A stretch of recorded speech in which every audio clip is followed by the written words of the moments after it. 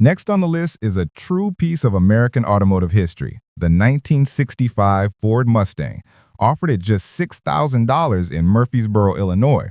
This one comes equipped with the classic 260 V8 paired to a 3-speed manual, a setup that helped shape the Mustang legend in its earliest years.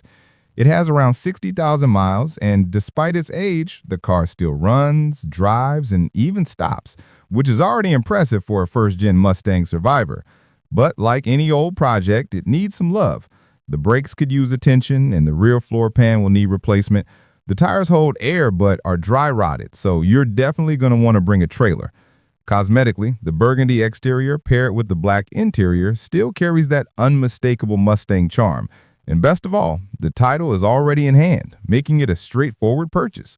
The seller's even open to trading for other classic cars, which shows this isn't just a sale, it's a chance for someone to save an early Mustang and bring it back to life. For anyone hunting a real 60s muscle in a project with real payoff, this 1965 Mustang is the kind of find that doesn't stay available for long.